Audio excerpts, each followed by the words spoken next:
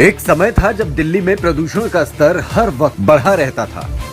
धूल और धुएं की चादर दिल्ली पर छाई रहती थी। लेकिन पिछले 10 साल में दिल्ली सरकार ने प्रदूषण के खिलाफ ऐसा महायुद्ध छेड़ा कि साल दर साल दिल्ली की हवा सुधरती चली गई और दिल्ली की हवा से 34.6% प्रदूषण कम हो गया। 2016 में जहां 243 दिन प्रदूषण भरे होते थे, वहीं 2023 में ये घटकर 159 दिन रह गए। ये क्रांतिकारी बदलाव आया है दिल्ली सरकार की क्रांतिकारी सोच और क्रांतिकारी कदमों से, जिसका नतीजा आज दिल्ली ही नहीं बल्कि पूरी दुनिया देख रही है। लेकिन सर्दियों में ठंडे मौसम की वजह से कुछ दिनों के लिए प्रदूषण पीक पर पहुंच जाता है। अब इसी से निपटने के लिए दिल्ली सरकार ने 21 सूत्रीय एक्शन प्लान बनाया है।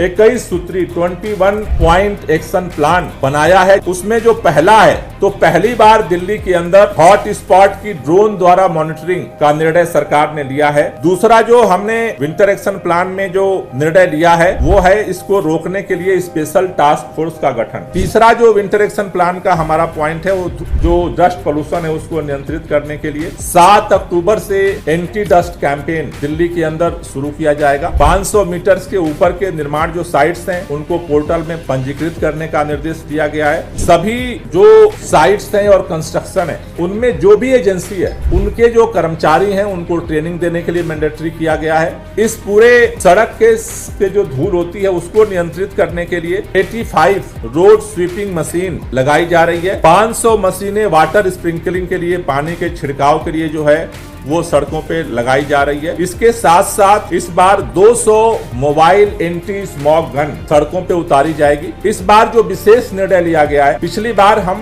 एक शिफ्ट में जो है ये पानी का छिड़काव करते थे, इसको 3 गुना बढ़ाया जा रहा है। एक बड़ा फैसला सरकार ने लिया है, जो भी एजेंसी, जो भी प्राइवेट कंस्ट्रक्शन एजेंसी जो भी बेहतर प्रदर्शन करेंगे उनके लिए इस साल से सरकार हरित रत्न अवार्ड की शुरुआत करने जा रही है। इसके साथ साथ सरकार और सरकारी एजेंसियों के साथ मिल करके काम करने के साथ जनता के साथ भी मिल करके हम अवेयरनेस कैंपेन को और तेज करेंगे। इसके साथ साथ जो वाहन के प्रदूषण है उसको नियंत्रित करने के लिए 360 टीमें ट्रांसपोर्ट डिपार्टमेंट ने पीयूसी चेक करने के लिए बना लिया है। जो भीड़ भाड़ वाले इलाके हैं उसमें 134 सड़कों की पहचान, जहां पे जाम लगती है उसको ट्रैफिक पुलिस ने उस पे कार्रवाई करने के लिए टीमों का गठन किया है। साथ ही साथ दिल्ली के अंदर पिछले साल की तरह ही पराली को नियंत्रित करने के लिए बायो डिकम्पोजर का छिड़काव किया जाएगा। इन सारे अभियानों को नियंत्रित करने के लिए जैसा हम हर साल शुरू करते हैं ग्रीन वार रूम और ग्रीन दिल्ली ऐप, इन दोनों को हम लॉन्च करेंगे।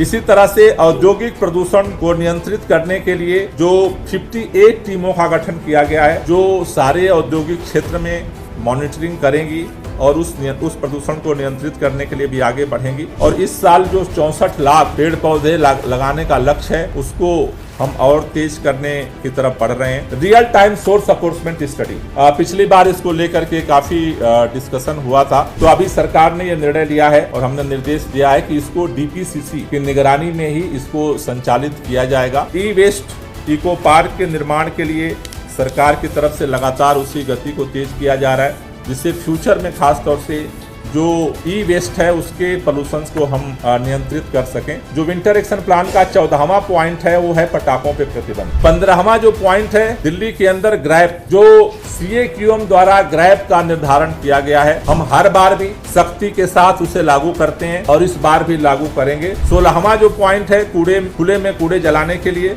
इसको नियंत्रित करने के लिए 588 टीमों का जो है वो गठन किया गया है जो इस कार्य को देखेंगी। 17वां पॉइंट है वर्क फ्रॉम होम को प्रोत्साहन। 18वां पॉइंट है स्वैच्छिक वाहन प्रतिबंध। 19वां पॉइंट है ऑड इवेंट की तैयारी। 20वां है कृत्रिम वर्षा, आर्टिफिशियल रेन का। 21वां जो पॉइंट है वो पॉइंट हमारा है कोऑर्डिनेशन का। और जैसा हम लगातार पहले से काम कर रहे हैं और जो इस बार की हमारी थीम है कि मिलकर चलें, प्रदूषण से लड़ें, इसे हम और सफलतापूर्वक लागू कर सकें।